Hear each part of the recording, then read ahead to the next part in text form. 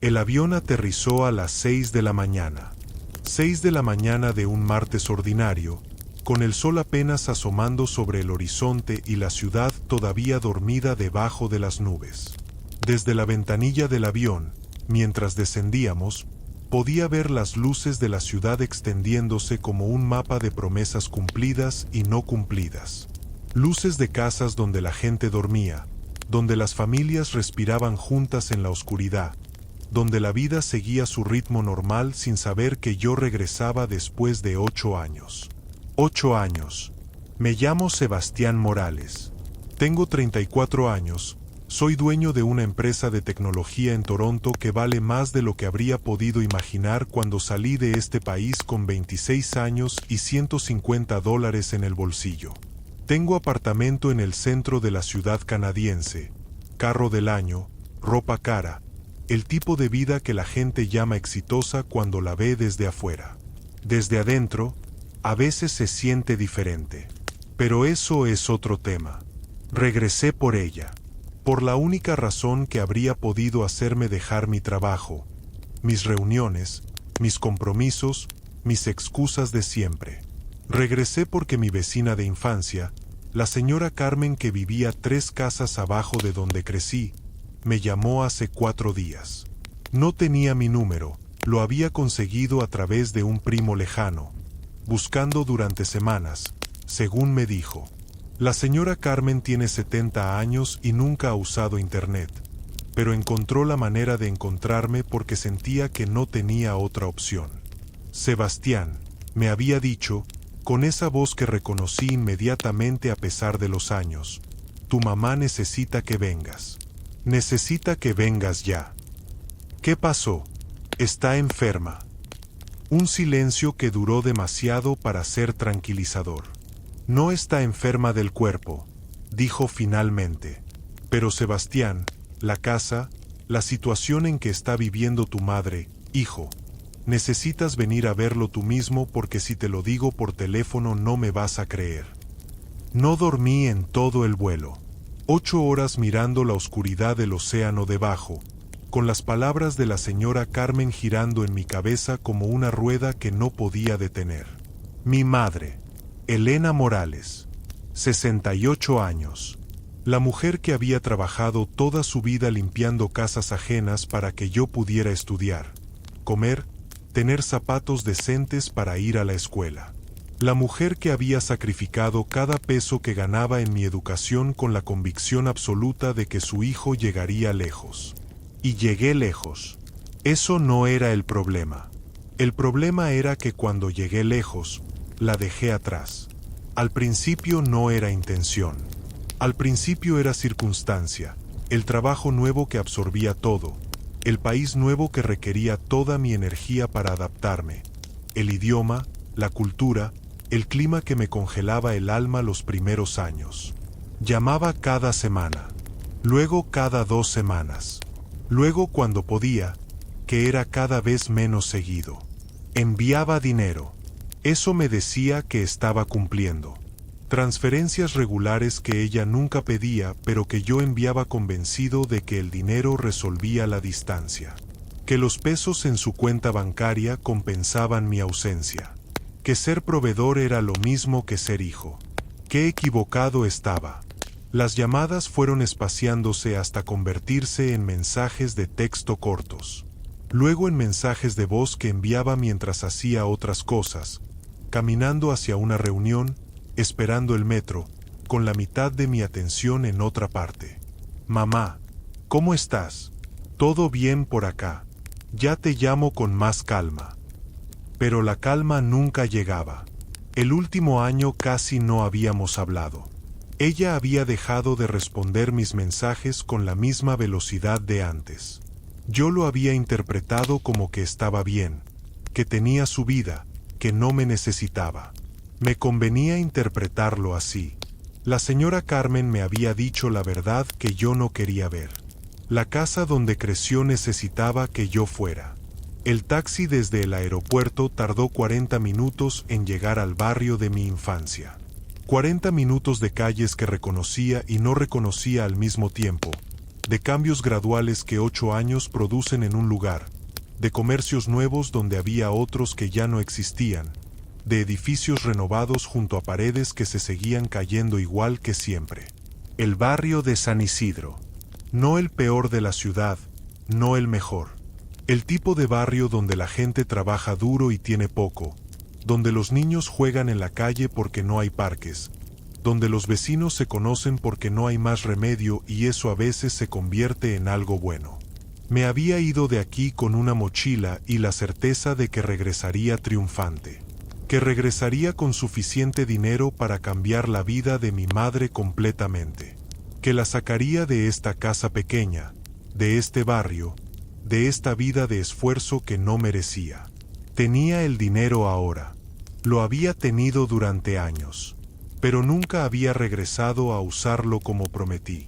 El taxi se detuvo frente a la dirección que yo había dado de memoria, la dirección que había sido mi hogar durante los primeros 18 años de mi vida, que seguía siendo la dirección que ponía en los formularios como dirección de origen aunque no había pisado ese umbral en 8 años. Me bajé del taxi, pagué, el chofer se fue, y me quedé paralizado en la acera. La casa que tenía frente a mí no era la que recordaba. No dramáticamente diferente. Las paredes seguían en pie, el techo seguía ahí, el número de la dirección era el mismo. Pero todo lo demás era el deterioro visible de años de falta de mantenimiento, y sospechaba, de falta de recursos para mantener. La pintura estaba completamente descascarada, dejando el cemento gris expuesto como piel sin protección. La reja del jardín delantero, que recordaba de color verde, que mamá pintaba cada 2 años con orgullo, estaba oxidada hasta un marrón enfermizo, con la bisagra de la puerta completamente rota, manteniéndola apoyada en el muro más que abierta o cerrada. El pequeño jardín que mamá cuidaba con tanta devoción, donde había flores de todos colores que ella regaba cada mañana sin importar el clima, estaba lleno de maleza seca. Las plantas que habían sobrevivido lo hacían de milagro, creciendo sin forma, sin cuidado, como si también ellas hubieran perdido la esperanza. Las ventanas. 2 de las 4 ventanas de la fachada estaban cubiertas por dentro con plástico negro. No cortinas, no persianas. Plástico negro como el que se usa para basura, asegurado con cinta adhesiva a los marcos. Sentí algo moverse en mi pecho que no tenía nombre exacto.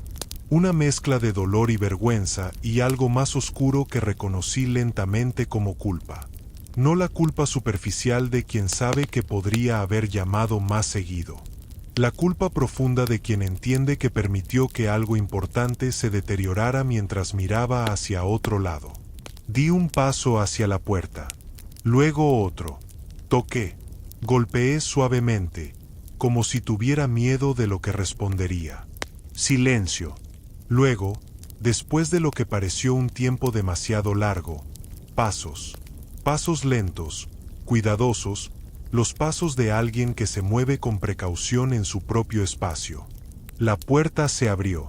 Mi madre. La última foto que tenía de ella era de hace 3 años, una que me había mandado en un mensaje de texto, sonriendo frente a un pastel de cumpleaños que según el mensaje había hecho la señora Carmen.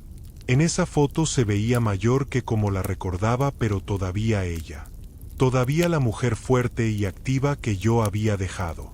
La mujer que estaba frente a mí ahora era diferente de esa foto de la misma manera que la casa era diferente de como la recordaba. El tiempo y algo más, algo que el tiempo solo no produce, habían trabajado en ella. Estaba más delgada. No la delgadez saludable de alguien activo, sino la delgadez de quien no come suficiente con regularidad. Su cabello, que recordaba siempre bien arreglado, estaba completamente blanco ahora y recogido en un moño simple que habría necesitado atención. Llevaba una bata de casa que había sido lavada tantas veces que el color original era ya un misterio. Sus manos, las manos que me habían alimentado, curado, sostenido, que habían trabajado décadas limpiando las casas de otros, estaban ásperas y con marcas que hablaban de mucho trabajo y poco descanso. Pero sus ojos eran los mismos, oscuros, cálidos, con esa luz particular que solo tienen las personas que han amado mucho y bien a pesar de todo. Me miraron durante un segundo de reconocimiento puro, sin filtros, sin la distancia que 8 años construyen entre las personas. Sebastián, dijo, solo mi nombre, con todo adentro. Mamá, dije yo, y mi voz se quebró en esa única palabra de una manera que no había planeado, que no esperaba, que vino de algún lugar que no sabía que todavía existía tan cerca de la superficie. Me abrazó, o yo la abracé, probablemente los dos al mismo tiempo, en ese movimiento automático que el cuerpo recuerda aunque la mente haya estado ausente años. La sentí pequeña entre mis brazos, más pequeña de lo que recordaba, como si el tiempo la hubiera reducido físicamente, como si el peso de los años la hubiera comprimido. Ella me sostuvo con una fuerza que contradecía lo que veían mis ojos. «Mijo», susurró contra mi hombro. «Mijo, llegaste». No me preguntó por qué había tardado tanto. No me reclamó los años de distancia, los mensajes cortos, el silencio que fue creciendo. Solo dijo llegaste con una gratitud en la voz que me rompió el corazón de maneras que tardaré en poder nombrar completamente. Me hizo pasar a la casa. El interior era peor que el exterior. No destruido. Mi madre era demasiado orgullosa y demasiado ordenada para dejar que la suciedad tomara su casa. Todo estaba limpio dentro de las posibilidades. Pero las posibilidades eran limitadas porque la casa misma se estaba rindiendo alrededor de ella. Una de las paredes del corredor tenía una mancha de humedad que había bajado desde el techo y se había expandido en una forma irregular que ocupaba casi toda la pared. El techo en la sala tenía una fisura que podía seguir con la vista de esquina a esquina. El piso de madera en la entrada estaba tan gastado que algunos tablones se movían al pisarlos con un sonido preocupante. En la sala había una sola silla funcional. Solo una. El sofá que recordaba de mi infancia, ese sofá verde donde había hecho tareas, visto televisión, dormido siestas, estaba tan hundido en el centro que era prácticamente inusable. Mi madre había puesto una tabla de madera debajo de los cojines centrales para compensar. La cocina funcionaba, pero el fregadero goteaba con un ritmo constante que evidentemente llevaba mucho tiempo porque la mancha de cal debajo era gruesa y antigua. La estufa tenía 2 de los 4 quemadores sin funcionar. Y hacía frío. Un frío que no correspondía a la temperatura del exterior, el tipo de frío húmedo que se mete en las casas con mala aislación, con ventanas que no cierran bien, con el plástico negro en lugar de vidrio en las ventanas rotas. ¿Tienes frío, mamá?, pregunté, aunque la pregunta era ridícula. Por supuesto que tenía frío. Ya me acostumbré, dijo, con la naturalidad aterradora de alguien que dice la verdad sin darse cuenta de lo que esa verdad revela. ¿Cuándo se rompieron las ventanas? La grande fue en el temporal de noviembre, dijo. La otra ya tenía una grieta desde antes. Un muchacho del barrio con una pelota. ¿Te acuerdas que siempre pasaba eso? Sonrió al recordarlo.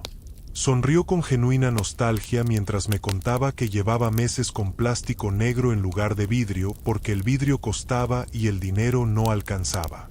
¿Por qué no me dijiste?, dije, y mi voz sonó más acusatoria de lo que pretendía, lo cual era injusto porque la acusación real era para mí.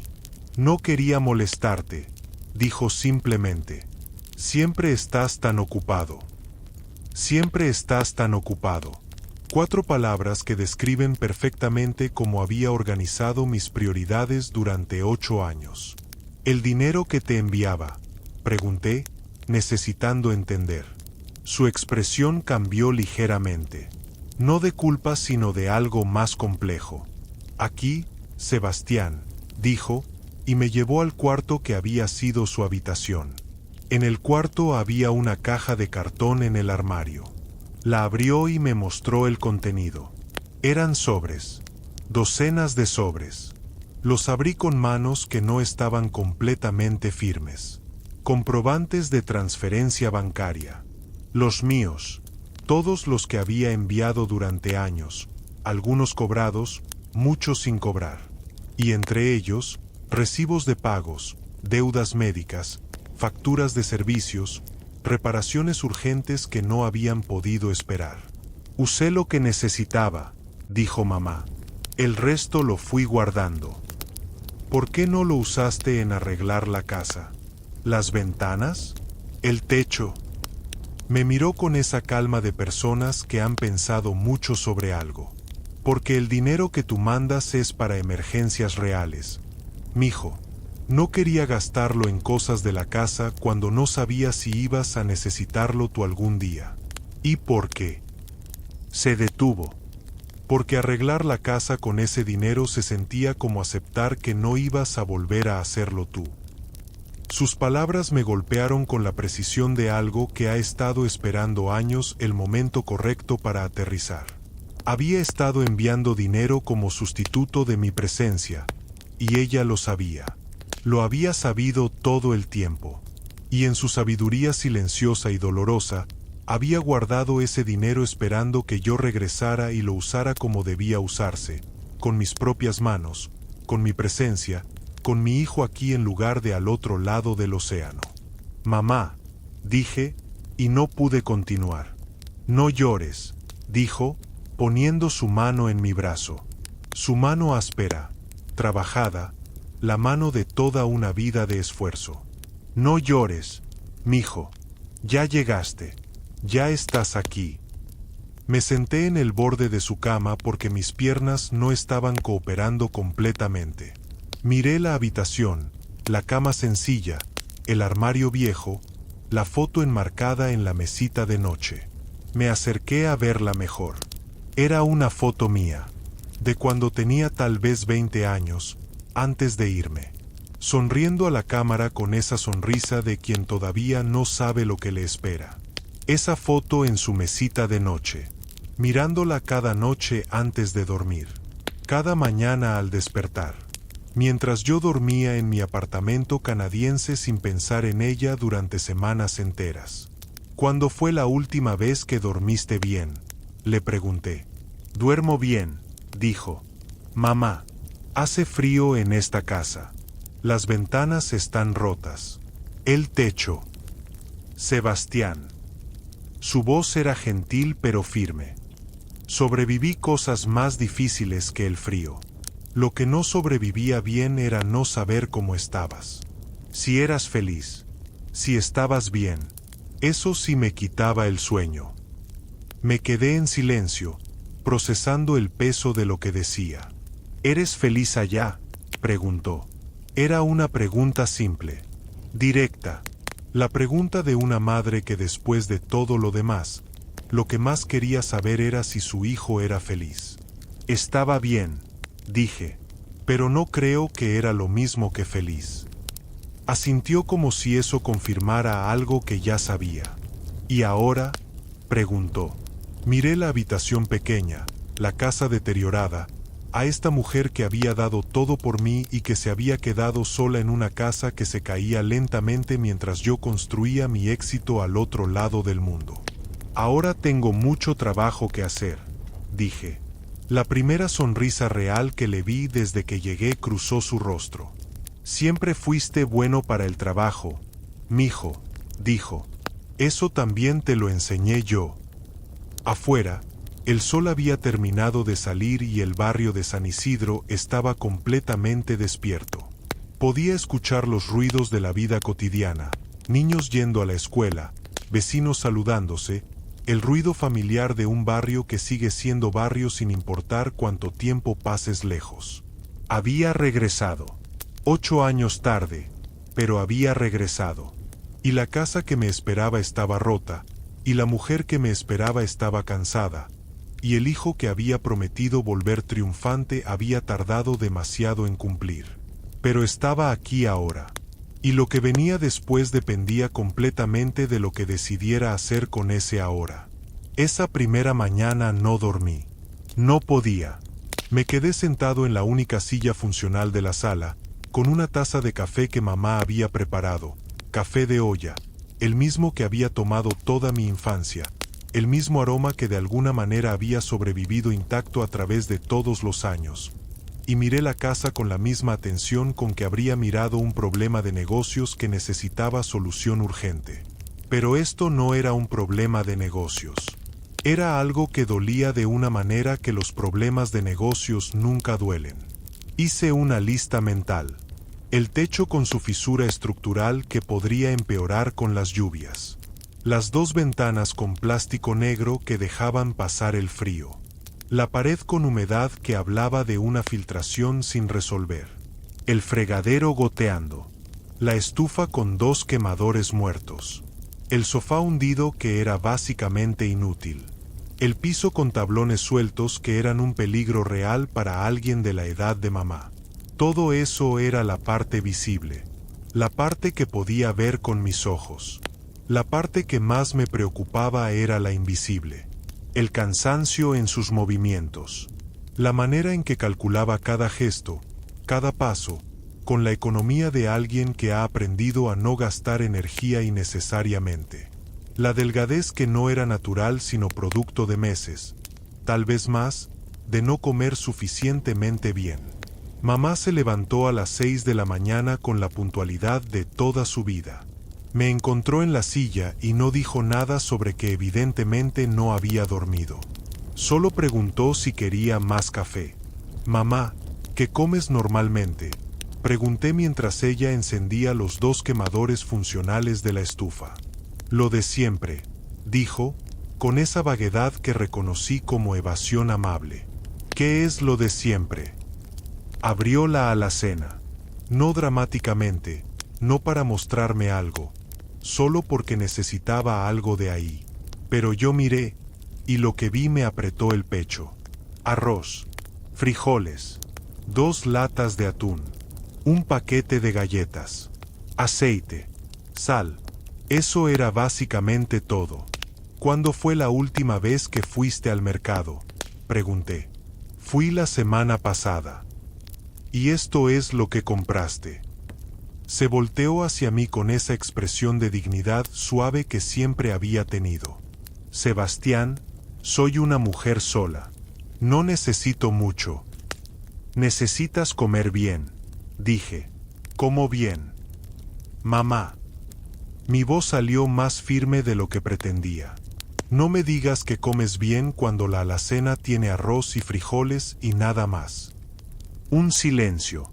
Ella siguió preparando el desayuno, huevos revueltos con lo poco que tenía, porque así era ella, encontrando manera de preparar algo decente con lo mínimo.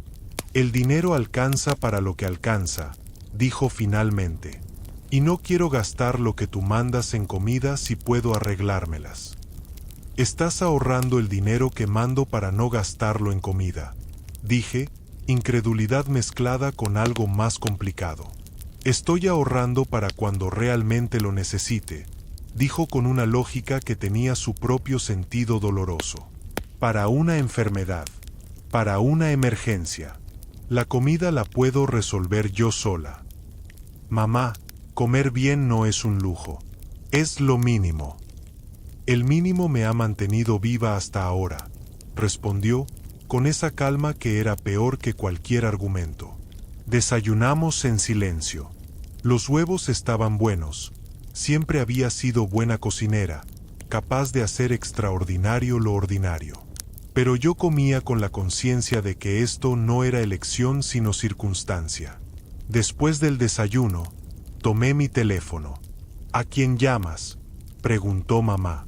Voy a conseguir gente para arreglar la casa, dije. No es necesario, Sebastián.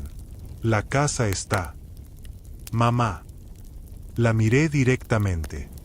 La casa tiene el techo fisurado, 2 ventanas rotas, humedad en una pared que puede ser peligrosa, un fregadero que lleva meses goteando, y pisos que se mueven. Si no lo arreglo ahora, en 6 meses puede ser irreparable. Quiso objetar. La vi preparar el argumento. Luego lo vi desarmarse. No quiero que gastes tu dinero en esto, dijo finalmente. Es mi casa también, respondí. Me crié aquí, y tú eres mi madre. No existe ningún gasto más justificado en mi vida que este. Ella me miró durante un momento largo. Luego asintió, tan levemente que casi no lo vi. Salí a la calle a hacer llamadas. El barrio estaba en plena actividad matutina y mientras caminaba, algunos vecinos me reconocieron. La señora Carmen fue la primera. Salió de su casa como si hubiera estado esperando verme. Probablemente lo había estado. Sebastián me abrazó con la fuerza de una mujer que sabe que hizo lo correcto llamándome. Gracias a Dios llegaste. Gracias por llamarme, señora Carmen, dije. ¿Cuánto tiempo lleva así? Su expresión me dijo todo antes de que hablara. El deterioro fue gradual, hijo, pero en serio se empeoró en el último año. Elena no dice nada. Ya sabes cómo es ella. Nunca pide, nunca se queja, pero yo la veo, y se le ve el cansancio. Se le ve que está sola. ¿Por qué no me llamó antes? No era una acusación hacia la señora Carmen, era la pregunta real que tenía. Intenté convencerla de que te llamara ella misma muchas veces, dijo, pero ya sabes la respuesta que me daba. No quería molestarme. No quería ser tu problema, corrigió la señora Carmen con gentileza. Son cosas diferentes. Elena no quería que sintieras que tenías una carga aquí. Quería que siguieras siendo libre para construir tu vida allá. Sus palabras me cayeron encima con todo su peso. Mi mamá había estado sola, con frío, comiendo lo mínimo, viviendo en una casa que se deterioraba, para no ser mi carga. Para dejarme libre de construir una vida que en teoría era por ella, pero que en práctica era cada vez más solo mía. ¿Conoce algún albañil confiable en el barrio?, le pregunté a la señora Carmen, cambiando hacia lo práctico porque lo emocional me estaba resultando difícil de manejar de pie en la acera. Don Héctor hace ese trabajo. Vive en la calle de atrás. Es honesto y cobra justo. Don Héctor resultó ser un hombre de unos 50 años con manos de trabajo duro y una manera directa de evaluar los problemas que me inspiró confianza inmediatamente. Lo llevé a ver la casa esa misma mañana. Recorrió cada habitación con atención profesional, tocando paredes, revisando el techo desde adentro, examinando los marcos de las ventanas, probando los tablones del piso. ¿Qué tan rápido pueden comenzar?, le pregunté cuando terminó su evaluación. Mañana, respondió. Mañana. Mamá estaba en la cocina cuando entramos de nuevo y nos miró con esa expresión de alguien que sabe que algo está siendo decidido sin ella. Don Héctor va a arreglar la casa, le dije. Ya te dije que... Mamá. Me senté frente a ella en la mesa de la cocina. La misma mesa donde había desayunado miles de mañanas de infancia, donde había hecho tareas, donde ella me había explicado con paciencia infinita que con esfuerzo llegaría lejos. Necesito pedirte algo. Me miró. Necesito que me dejes hacer esto. No como caridad, no como obligación. Como lo que es, un hijo que quiere que su madre viva bien. ¿Puedes dejarme hacer eso? Sus manos, sobre la mesa, se apretaron ligeramente entre sí. Siempre fuiste terco, dijo finalmente. Aprendí de ti.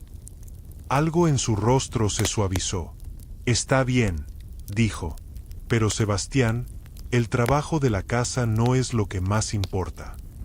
¿Qué es lo que más importa? Me miró con sus ojos oscuros y cálidos. Que te quedes, aunque sea un tiempo. Que estés aquí, no en un hotel, no de visita rápida. Aquí. Me quedo, dije sin dudar. ¿Cuánto tiempo?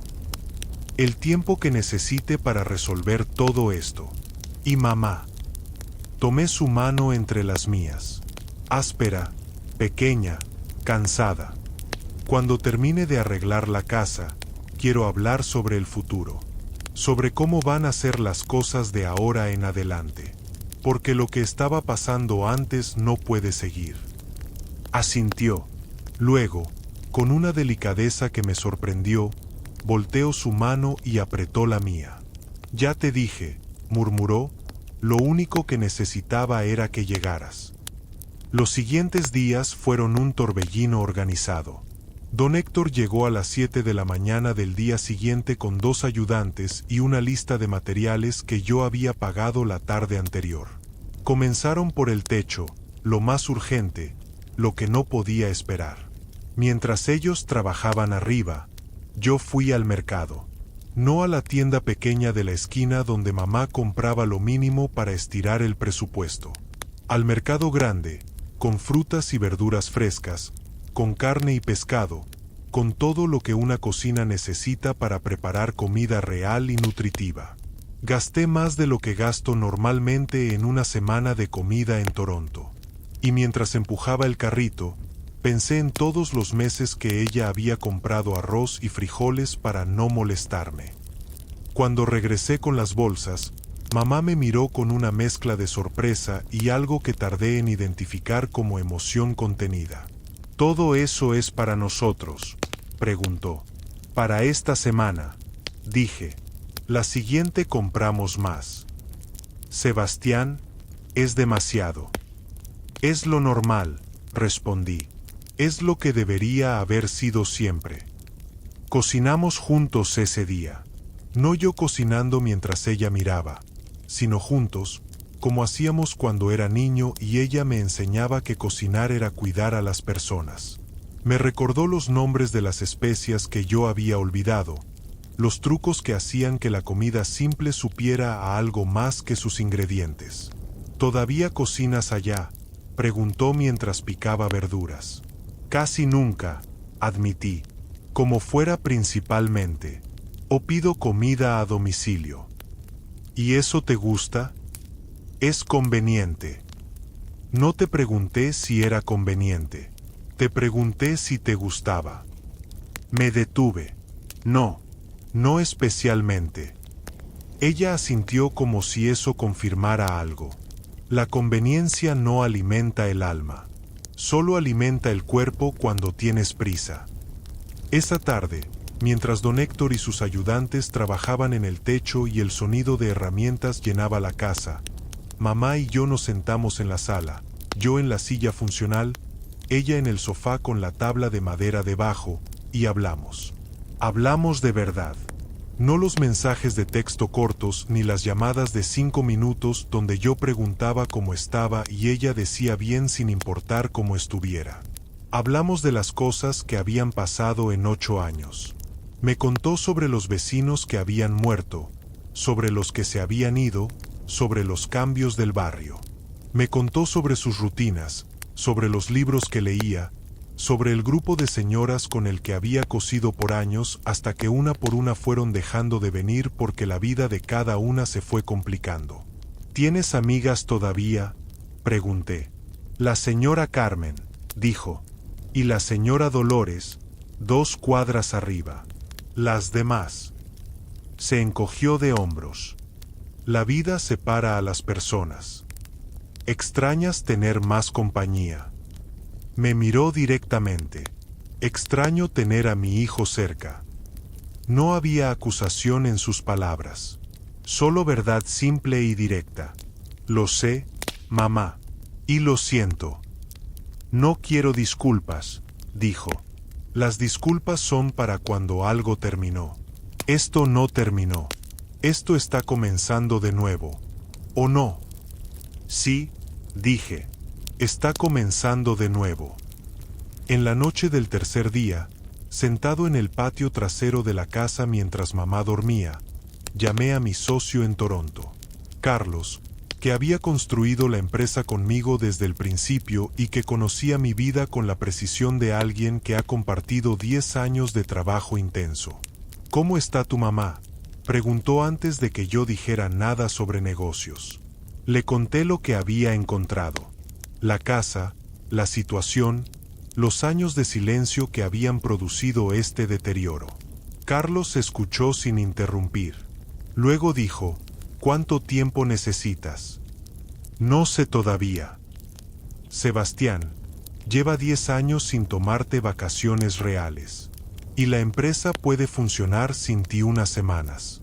Tómate el tiempo que necesitas. Hay el proyecto de expansión que... Lo manejo yo, dijo Carlos. Soy tu socio, no tu empleado. Para eso es ser socio. Quédate el tiempo que tu mamá necesite. Colgué con una gratitud que no supe expresar completamente en ese momento. Miré el patio. También necesitaba trabajo, las plantas salvajes, el piso de cemento roto en algunas partes, la barda con secciones sueltas. Otro proyecto para la lista. Pero mientras miraba el patio en la oscuridad, escuché algo desde adentro. La voz de mamá, suave, como si hablara sola o rezara. Me acerqué a la ventana de su habitación sin querer interrumpir. La escuché decir en voz muy baja, «Ya llegó, viejo. Te dije que llegaría. Solo necesitaba tiempo». Estaba hablando con papá. Con la foto de papá en la mesita de noche, mi padre que había muerto cuando yo tenía 15 años, cuya ausencia había sido el motor de todos nuestros esfuerzos, cuya memoria mi madre había mantenido viva en ese cuarto mientras yo estaba al otro lado del mundo. Me alejé de la ventana con algo en los ojos que tardé un momento en reconocer. Al quinto día llegó algo que no esperaba. Estaba en el mercado comprando materiales de limpieza cuando recibí una llamada de un número local que no reconocí. «Sebastián Morales», dijo una voz de hombre. «Sí, ¿quién habla?» «Soy el licenciado Fuentes. Abogado. Necesito hablar con usted sobre su madre». Me detuve en medio del pasillo del mercado. «¿Qué pasa con mi madre?» «Es sobre la propiedad. La casa donde vive su madre. Señor Morales, hay una situación legal que usted necesita conocer urgentemente. La casa tiene una deuda pendiente que si no se resuelve, podría resultar en un proceso de embargo». El mundo se detuvo por un segundo. «¿Qué deuda?», pregunté, con la voz completamente controlada de alguien que ha manejado crisis de negocios y sabe que el pánico no ayuda. «Un préstamo que su madre tomó hace 4 años. Usó la casa como garantía. El préstamo fue de una entidad privada, no un banco formal, y los términos incluían intereses que han ido acumulando. La deuda original era manejable pero con los intereses». «¿Cuánto es la deuda total ahora?». Cuando dijo el número, cerré los ojos un momento. No era una cantidad que me arruinaría. Era una cantidad que para mí era manejable con relativa facilidad. Pero era una cantidad que para mi madre, sola, con su pensión mínima, representaba algo imposible. «¿Cuándo tomó ese préstamo?», pregunté. «Hace 4 años. Según los registros, fue para gastos médicos». «Gastos médicos. Hace 4 años». Estaba haciendo el cálculo en mi mente. Hace 4 años había habido un periodo de varios meses donde las llamadas con mamá habían sido especialmente escasas. Un periodo que yo había llenado con trabajo, con expansión de la empresa, con la construcción de mi éxito. Mientras ella enfrentaba gastos médicos sola y pedía un préstamo que con el tiempo se convirtió en una amenaza sobre la única propiedad que tenía. «¿Estuvo enferma?», pregunté, aunque ya sabía la respuesta. «No tengo esos detalles, señor Morales. Solo los registros financieros». «¿Cuándo necesita resolverse esto?». «Tienen un plazo de 30 días antes de que el proceso formal de embargo pueda comenzar. Pero señor Morales, con estos prestamistas privados, a veces los plazos se acortan». «Deme los datos de la entidad», dije. «Hoy mismo me comunico con ellos». Cuando colgué, seguí parado en el pasillo del mercado, con la canasta de productos de limpieza en la mano, procesando lo que acababa de escuchar. Mi madre había estado enferma hace 4 años. Había pedido un préstamo para gastos médicos. Había puesto su casa como garantía. Y no me había dicho nada. Durante 4 años había cargado esa deuda sola, con intereses acumulando, con la amenaza silenciosa del embargo creciendo, y no había dicho una sola palabra. Para no ser mi carga, para dejarme libre. Regresé a casa con los materiales de limpieza y también con una certeza nueva que se había instalado en mi pecho. No solo iba a arreglar las ventanas y el techo. No solo iba a llenar la alacena. No solo iba a quedarme unas semanas. Todo tenía que cambiar. Fundamentalmente, permanentemente. Mamá estaba en la cocina cuando llegué. Levantó la vista y algo en mi expresión la hizo dejar lo que estaba haciendo. ¿Qué pasó?, preguntó. Llamó un abogado, dije. El licenciado Fuentes.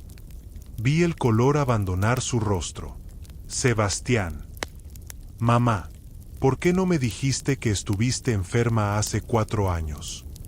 Se sentó lentamente en la silla. Ese movimiento cuidadoso de alguien que necesita un momento. No quería. No querías molestarme. Terminé la frase por ella. No respondió porque no era necesario. ¿Qué fue?, pregunté. ¿Qué enfermedad? El corazón, dijo en voz baja. Nada grave al final, pero hubo estudios, medicamentos, una pequeña intervención. Los costos se acumularon. ¿Y el préstamo? Fue la única manera de cubrirlo sin pedirte dinero extra. Sin molestarme, dije, y no pude mantener completamente la calma en mi voz. Sin asustarte, corrigió. Estabas en un momento importante para tu empresa. No quería que vinieras a correr aquí por mi culpa cuando estabas construyendo algo importante. Más importante que tú, dije. El silencio que siguió fue el más pesado de todos los que habíamos tenido. Para ti, en ese momento, sí, dijo, y no era acusación. Era solo su verdad de cómo había evaluado la situación entonces. Tenía razón y era insoportable que tuviera razón. Mamá, dije, sentándome frente a ella, tomando sus manos como había hecho el primer día. La deuda está resuelta. Mañana mismo la liquido. Sebastián, ese dinero. Es mi dinero y lo gasto en lo que quiero. Y lo que quiero es que no pierdas esta casa. Apretó sus manos suavemente. Pero mamá, necesito que me prometas algo. Me miró. Necesito que me prometas que nunca más vas a cargar algo así sola. Que me llamas. Que me dices lo que pasa. Que me dejas ser tu hijo de verdad, no el hijo al que proteges de la distancia. Sus ojos se llenaron de algo que tardó un momento en convertirse en lágrimas. Las primeras lágrimas que le veía desde que llegué. Es que te fuiste tan lejos, dijo, con una voz que era la voz de todos esos años, de toda esa distancia. Y cuando alguien se va tan lejos, no quiere ser la razón para que regrese con la sensación de que tiene una carga aquí. No eres una carga, dije. Eres mi madre. Eres la razón por la que tengo lo que tengo. Cada peso que gané, lo gané porque tú trabajaste para darme educación y oportunidades. No puedo darte una casa rota y frío y soledad como pago de eso. No quiero pago, dijo. Lo sé. Por eso quiero darte algo mejor que pago. Quiero darte presencia.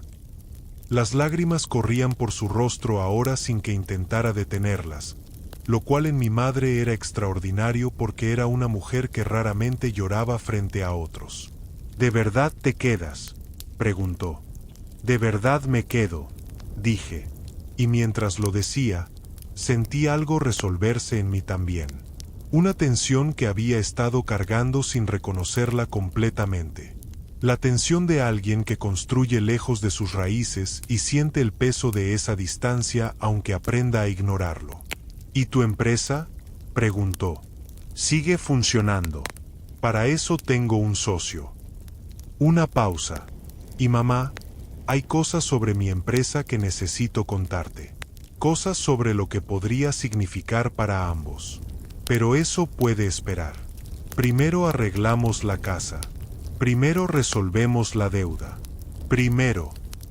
Me detuve porque mamá se había levantado de su silla y me había abrazado de nuevo. Igual que el primer día, pero diferente. No el abrazo de recuperar algo perdido. El abrazo de empezar algo nuevo. Primero esto, dijo contra mi hombro. La deuda quedó liquidada al día siguiente. No fue complicado, una transferencia, una llamada al licenciado Fuentes, los documentos firmados. Para mí, económicamente, fue simple. Para mamá, representaba 4 años de peso silencioso que desaparecía en una mañana. Cuando le mostré los documentos que confirmaban que la casa estaba libre de cualquier gravamen, los sostuvo entre sus manos como si fueran algo frágil. Los leyó despacio, con esa atención que ponía en las cosas importantes. Luego los dobló cuidadosamente y los guardó en el cajón de su mesita de noche, junto a la foto de papá. Gracias, dijo simplemente. No dijo más. No necesitaba decir más. Los trabajos de don Héctor avanzaban bien. El techo había quedado completamente sellado al tercer día, sin fisuras, sin goteras potenciales, con una capa nueva de impermeabilizante que duraría años. Las ventanas rotas fueron reemplazadas con vidrio nuevo, doble panel para mejor aislación térmica. La pared de humedad fue tratada en profundidad, no solo en la superficie sino llegando a la causa raíz de la filtración en el exterior. Cada mañana, cuando los trabajadores llegaban, mamá les preparaba café. No porque yo se lo pidiera, simplemente lo hacía, con esa hospitalidad natural que nunca había perdido. Don Héctor y sus ayudantes comenzaron a llegar unos minutos antes del horario acordado. Su mamá hace el mejor café del barrio, me dijo don Héctor una mañana en el patio. No me lo dijeron. Lo descubrí solo. Lo sé, respondí. Llevo 34 años sabiéndolo. Me miró con la perspicacia directa de un hombre que ha visto muchas situaciones en muchas casas. Es bueno que vino, señor Sebastián. Ella no decía nada, pero se le veía. ¿Qué se le veía? La soledad, dijo simplemente. La soledad tiene una cara particular en las personas que están acostumbradas a no quejarse. No es tristeza exactamente. Es más como resignación. Como alguien que ha aceptado que las cosas son de cierta manera y ha dejado de esperar que cambien. Sus palabras se quedaron conmigo durante todo el día. La semana siguiente trajo algo que no había planeado pero que llegó como las cosas importantes llegan, de manera natural, casi inevitable.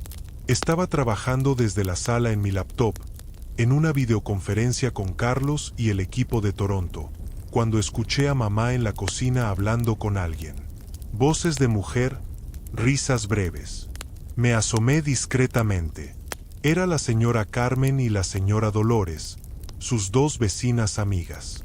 Las 3 estaban sentadas a la mesa de la cocina con café y un pan que mamá había hecho esa mañana. Hablaban con la animación de personas que se alegran de verse. Volví a mi videoconferencia sin interrumpir, pero la imagen se quedó en mi mente. Mamá riéndose. Mamá en conversación real, presente, viva de una manera que en los días anteriores había estado más apagada. Cuando terminé mi llamada, las señoras se estaban despidiendo. La señora Carmen me interceptó en el corredor. Hace meses que no la veía así, me dijo en voz baja. Desde que llegaste, está diferente. Se levanta más temprano. Cocina más. Sale al jardín. Sale al jardín, repetí, sorprendido. Esta mañana estuvo 1 hora ahí, mirando y planeando qué plantas va a poner cuando lo arreglen. La señora Carmen sonrió con la satisfacción de alguien que ve confirmado lo que siempre supo. Usted era lo que faltaba, Sebastián. No el dinero ni las reparaciones. Usted. Esa tarde, fui al jardín trasero a evaluar el trabajo que quedaría después de que don Héctor terminara con el interior. El espacio no era grande pero tenía potencial. Suficiente tierra para un jardín real, un árbol viejo en la esquina que había sobrevivido todos estos años sin cuidado especial. Mamá salió y se paró a mi lado. ¿Qué piensas?, le pregunté.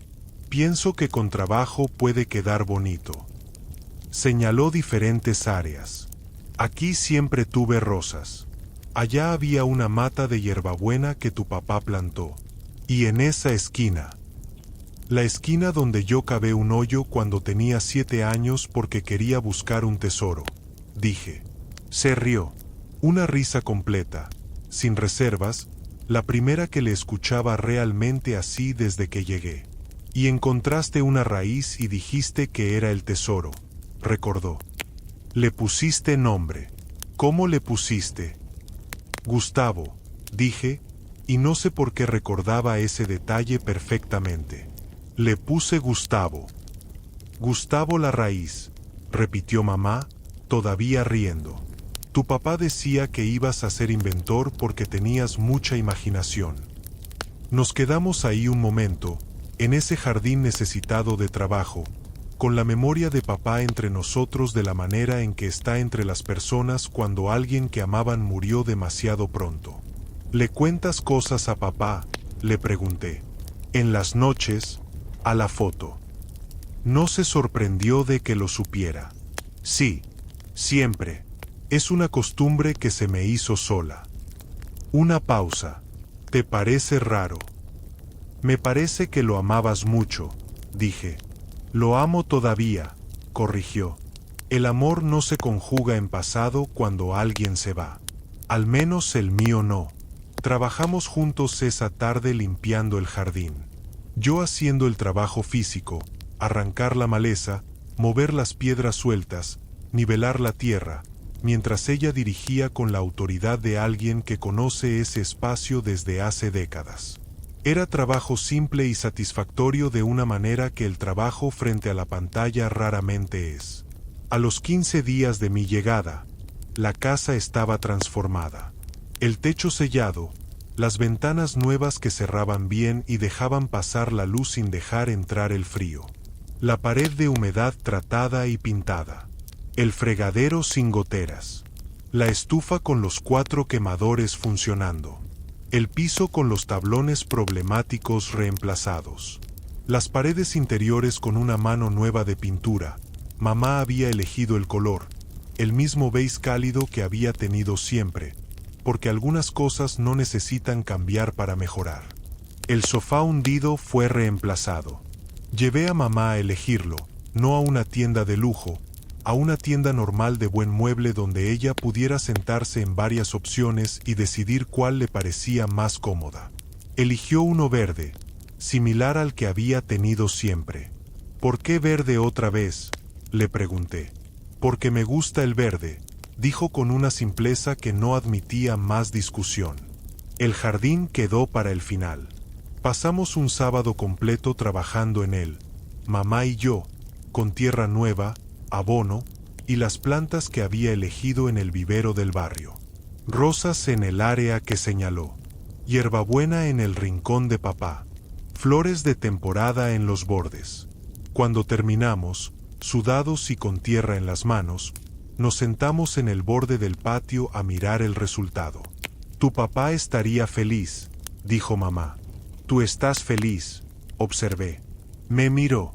Sí, estoy feliz. Esa noche, después de cenar, le dije que necesitábamos tener la conversación que había pospuesto desde el principio. La conversación sobre el futuro. Se sentó frente a mí en la mesa de la cocina con una taza de té, con esa postura de quien está listo para escuchar algo importante. Llevo pensando en esto desde que llegué, dije, y hay cosas que quiero proponerte. Dime. Lo primero es lo inmediato. La pensión que recibes no es suficiente para vivir bien.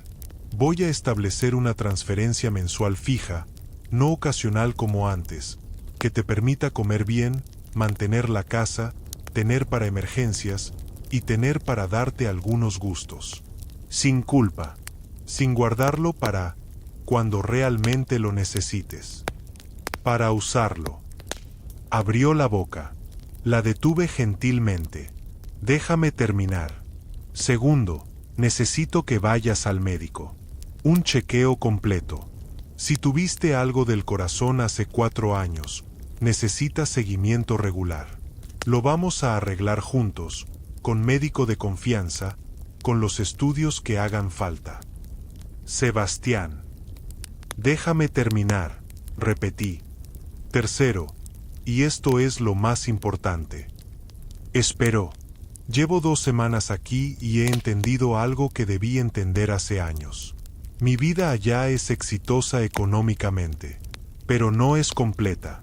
Me falta esto, esta casa, este barrio, tú. Me falta estar donde crecí, donde están mis raíces.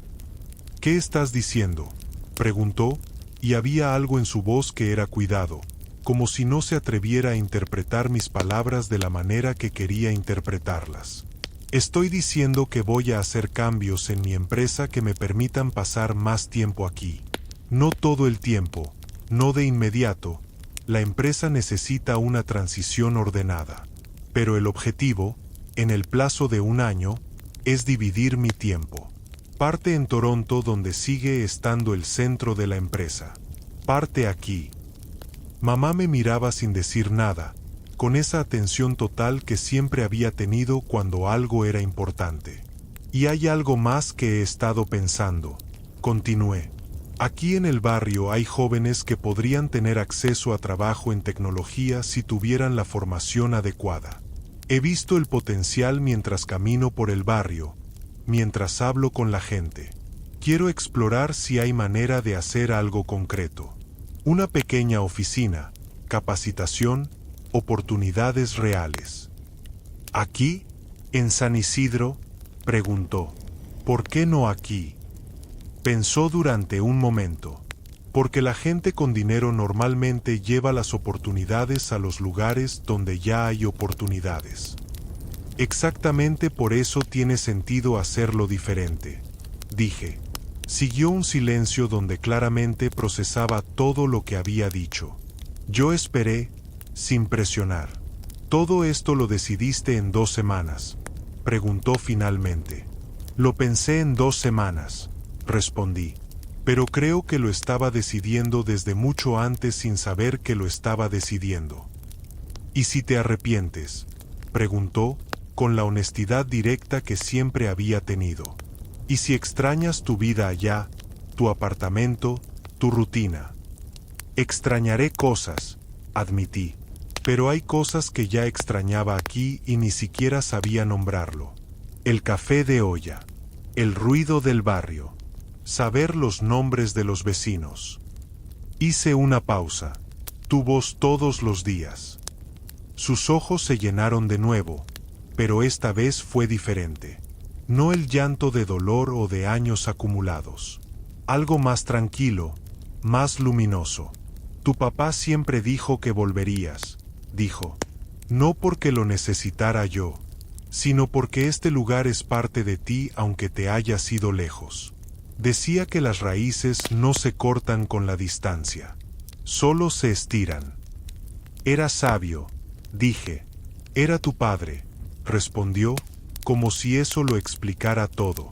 Y lo explicaba. El día antes de que se cumpliera 1 mes desde mi llegada, sucedió algo que no planeé pero que en retrospectiva tenía que suceder. Estaba en el jardín recién terminado, hablando por teléfono con Carlos sobre los detalles de la transición que estábamos planeando, cuando mamá salió con una expresión diferente. Algo en su cara que reconocí pero tardé 1 segundo en ubicar. Tenía un teléfono en la mano. Un teléfono que no era el suyo. Sebastián, dijo, con una voz que era cuidadosamente neutral de la manera en que las voces son cuando alguien intenta no revelar demasiado. Hay una llamada para ti. ¿Quién es?, pregunté, mientras le decía a Carlos que lo llamaba después.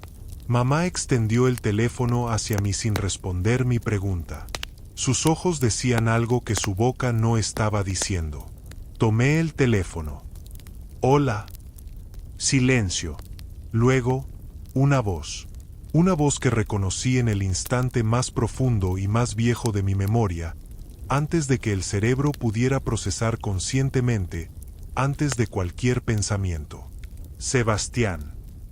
El mundo se redujo a ese sonido, a esa voz que no había escuchado en 8 años, que pertenecía a la persona que más había extrañado en mi vida después de mamá, que había estado ausente de maneras que había aprendido a no pensar porque pensar en esa ausencia era demasiado complicado. Era mi padre. No podía ser. Papá había muerto cuando yo tenía 15 años. Eso era imposible. Y entonces mi cerebro completó el proceso que el corazón había iniciado, y entendí. No era mi padre. Era la voz de alguien que sonaba exactamente como lo que imaginaba que mi padre sonaría si tuviera 60 años. Era mi tío Ernesto, el hermano de papá, el hombre que había desaparecido de nuestras vidas casi tan completamente como yo había desaparecido de la de mamá, por razones diferentes pero con resultados similares: ausencia, distancia, silencio que se vuelve costumbre. Tío Ernesto, dije, y mi voz sonó extraña a mis propios oídos. Sí, mijo, soy yo. Una pausa. Tu mamá me llamó. Me dijo que estabas aquí. Otra pausa, más larga. Dijo que era tiempo de que las cosas se arreglaran entre nosotros también. Miré a mamá, que había dado unos pasos hacia adentro para darnos privacidad, pero que podía escuchar perfectamente. Me miraba con esa expresión de quien hizo algo que sabe que era necesario aunque no fuera pedido. Siempre había sido así, viendo lo que hacía falta antes de que nadie lo pidiera. ¿Dónde estás?, le pregunté a mi tío. En la misma ciudad. Llevo 3 años aquí. Vine por varias razones. Una pausa cargada. ¿Puedo venir a verte? Sí, dije. Cuando quieras. Colgué y miré a mamá. ¿Cuándo supiste que estaba en la ciudad?, pregunté.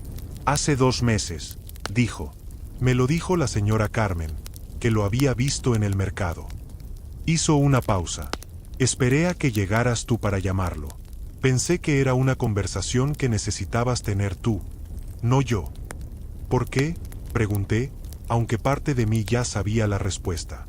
Porque Ernesto es lo último que queda de tu padre en este mundo, dijo. Y tú creciste sin tu papá desde los 15 años.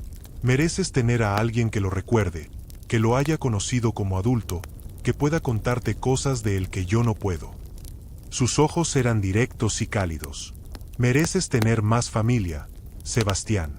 No menos. Mi tío Ernesto llegó al día siguiente. Era mayor de lo que lo recordaba. Claro, habían pasado casi 20 años desde la última vez que lo había visto. Tenía el cabello completamente gris, la cara de papá pero con más años encima, las manos de hombre que también había trabajado toda su vida. Nos saludamos en la puerta con la incomodidad de personas que se quieren pero han estado demasiado tiempo sin verse. Luego mamá hizo café y los 3 nos sentamos en la sala renovada, con el sofá verde nuevo y las ventanas que ya cerraban bien, y hablamos. Ernesto había tenido sus propias historias de distancia y silencio, sus propias razones y sus propios arrepentimientos. No los voy a contar porque son suyos, pero al final de 3 horas de conversación, de historias de papá que yo nunca había escuchado, de lágrimas que ninguno de los 3 intentó ocultar, había algo diferente en el ambiente. Algo que se parecía a una familia reconstituyéndose. Imperfectamente, con años de huecos en medio, pero reconstituyéndose. Cuando Ernesto se fue, prometiendo regresar el siguiente fin de semana, mamá y yo nos quedamos sentados en silencio en la sala por un momento. ¿Cómo sabías que eso era lo que necesitaba?, le pregunté finalmente. Porque soy tu mamá, respondió simplemente. Y conozco lo que te falta aunque no lo digas. Sonreí. ¿Y qué más me falta que yo no estoy diciendo? Me miró con esa evaluación directa y amorosa que solo las madres tienen. Que te perdones. Por los años que no viniste. Por el tiempo perdido. Te lo noto cargando todavía. Es difícil no cargarlo. Lo sé. Pero mijo, el tiempo que se fue, se fue. Lo que tienes es lo que viene. Y lo que viene depende de lo que decidas ahora. Hizo una pausa. Ya decidiste bien. Estás aquí. Estás presente. Eso es lo que importa. ¿Me perdonas?, le pregunté, y era la pregunta que había tenido desde el primer día pero que había tardado un mes en poder hacer directamente. No tengo nada que perdonar, dijo. Hiciste lo que podías con lo que sabías en cada momento. Ahora sabes más. Y estás haciendo diferente. Una sonrisa pequeña y completa. Eso es todo lo que cualquier madre puede pedir. 3 meses después de mi llegada, las cosas eran diferentes en maneras que no todas podían verse pero que podían sentirse. La casa estaba completamente renovada, no solo reparada sino verdaderamente restaurada, con cuidado y atención en cada detalle. El jardín florecía con las rosas que mamá había elegido, con la hierbabuena de papá en su rincón, con el color y el aroma que hacían que la entrada de la casa fuera diferente. La alacena estaba llena, no abundantemente, no desperdiciando, sino suficientemente, con los ingredientes para cocinar bien, para comer bien, para invitar a alguien a cenar sin necesidad de calcular si alcanzaba. Mamá había ido al cardiólogo. El seguimiento era positivo, el corazón estaba bien, con el cuidado apropiado y la medicación correcta que ahora tomaba regularmente. El médico había dicho que los cambios en su alimentación y en su nivel de estrés de los últimos meses eran visibles en los resultados. Menos estrés, me había dicho mamá con una sonrisa suave cuando le pregunté a qué atribuía la mejora. Resulta que tener a mi hijo cerca es bueno para el corazón. La pequeña oficina que había mencionado esa noche en la cocina había comenzado como una idea y en 3 meses se había convertido en algo más concreto. Un espacio alquilado a 2 cuadras, equipado con computadoras, con un programa básico de capacitación en habilidades digitales que habíamos diseñado con Carlos. 6 jóvenes del barrio en el primer grupo, con edades entre 18 y 25 años, aprendiendo las herramientas que podían conectarlos con oportunidades de trabajo remoto. Era pequeño, era el principio, pero era real. Carlos había venido a visitarnos ese segundo mes, curiosidad mezclada con la evaluación práctica de un socio que quería entender qué estaba planeando. Había llegado escéptico sobre la viabilidad de instalar parte de las operaciones en un barrio como San Isidro. Se fue convencido, no por mis argumentos sino por lo que vio, la energía de los jóvenes en el programa, la calidad de trabajo que ya estaban produciendo, el costo operativo significativamente menor que Toronto con resultados comparables. Hay algo aquí, me dijo en el aeropuerto antes de irse. No sé exactamente qué todavía, pero hay algo. Raíces, le dije. Hay raíces aquí. Me miró con la cara de quien no entiende completamente pero confía en quien está hablando. Entonces construye sobre ellas, dijo. El día que mejor resumió todo ese periodo llegó un domingo ordinario, sin ninguna razón especial para ser memorable excepto por lo que fue. Mamá había invitado a cenar a la señora Carmen, a la señora Dolores y a mi tío Ernesto. Yo había pasado la mañana en la oficina revisando proyectos y la tarde ayudando a mamá en la cocina. La mesa del comedor, la misma mesa de siempre, que también habíamos refinado y arreglado, estaba puesta para 6 personas. La comida olía a todo lo que recordaba de mi infancia. La casa estaba cálida con las ventanas nuevas cerrando bien. El jardín afuera, visible desde la ventana de la sala, tenía las primeras rosas abiertas de la temporada. Cuando todos estaban sentados, cuando el ruido de conversaciones cruzadas llenaba el comedor de la misma manera que llena los espacios donde las personas se quieren, miré a mi mamá. Estaba en la cabecera de la mesa donde siempre había sido su lugar. Hablaba con la señora Carmen sobre algo que los hacía reír a las 2. Se veía diferente de la mujer que había encontrado ese primer día. No completamente diferente, seguía siendo ella, pero más presente. Más viva de una manera que no requería explicación técnica sino solo reconocimiento. Luego me miró a mí, como si sintiera que la observaba. Y sonrió. No la sonrisa cuidadosa de quien protege lo que siente. La sonrisa completa de quien está exactamente donde quiere estar. Correspondí esa sonrisa. Afuera, el barrio de San Isidro seguía siendo lo que era. Ni el peor ni el mejor, lleno de personas que trabajaban duro y tenían poco, con niños jugando en la calle y vecinos que se conocían porque no había más remedio y eso a veces se convertía en algo bueno. Adentro, en esta casa reparada con sus ventanas que cerraban y su jardín con rosas y su mesa llena de personas, algo que había estado roto durante años estaba, finalmente, entero otra vez. Llegué 8 años tarde, pero llegué. Y resultó que llegar, aunque tarde, aunque imperfectamente, aunque con años de ausencia pesando en las espaldas, llegar era lo que hacía posible todo lo demás. Si esta historia te movió algo por dentro, si te hizo pensar en alguien a quien le debes una llamada, una visita, una presencia que has pospuesto demasiado tiempo, por favor dale like y suscríbete a Emocio Cuentos. Comparte este video con alguien que necesite recordar que las madres no piden lo que más necesitan, que el silencio de las personas que nos aman a veces grita más fuerte que cualquier reclamo, que el éxito que se construye lejos de las raíces siempre tiene un hueco en el centro que el dinero no puede llenar. Déjanos en los comentarios si tienes a alguien esperándote, si hay una llamada que has pospuesto, si hay una visita que sabes que deberías hacer. A veces escribirlo es el primer paso para hacerlo. Y recuerda siempre, las madres envejecen mientras esperamos el momento correcto para volver. No hay momento más correcto que ahora. Hasta la próxima historia. Que no dejes para mañana el abrazo que alguien necesita hoy. Buenas noches y dulces sueños.